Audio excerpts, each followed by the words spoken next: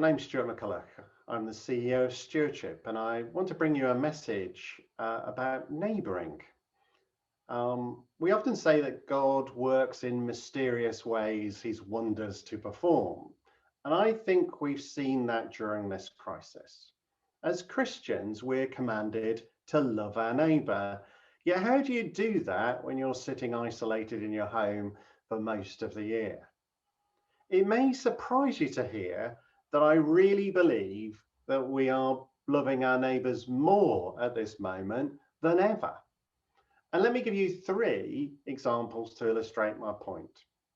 The first and the simplest is really, as I look inside Stewardship, we've worked from home since the 18th of March, and we will have worked from home for over a year by the time the crisis passes. And I've only been into the office once since then. And it really made an impression on me. I was watching Karis, who's one of our lovely, wonderful giving services team, and she was serving customers on the phone. What they couldn't see, and I could, being 2 meters away, was that she was constantly collaborating using technology with her customers to serve them well. And that really struck me that while she was on her own, she was working in a full team. And I brought this story to our regular Wednesday morning devotions, where our whole team of 70 or 80 people gather in Christian fellowship every week. And that really struck me again, that the truth is that whilst this crisis has physically separated us, our teamwork and our Christian fellowship have actually in many ways moved forward. Next, one of the great privileges of working in Stewardship is that you get to see what's happening almost across the Christian community, and it's always a joy to behold. But to illustrate my point again, I just want to pick one example, and I could have picked hundreds. That before Christmas we received the evaluation of our rapid response fund, and this was a campaign where we helped a group of generous Christians create and distribute a fund of about £5 million to 100 causes in the first 100 days in a very energetic and positive way. We received an evaluation. It was very encouraging. You know, the fund helped 2.5 million meals get to people, 1 million interactions of Christian fellowship, and many, many other practical benefits.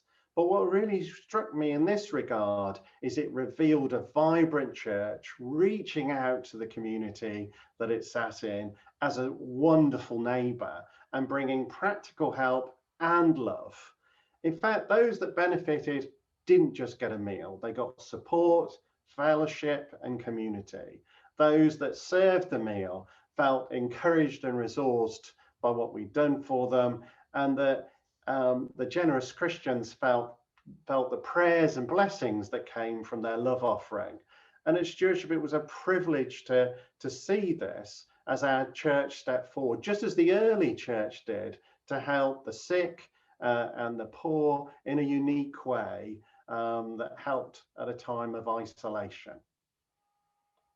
Finally, as we look forward to this new year, where we normally say Happy New Year, but it doesn't feel quite so happy at the moment, we're talking to church and national leaders about whether the church can do more, whether it can be an even better neighbour in its community.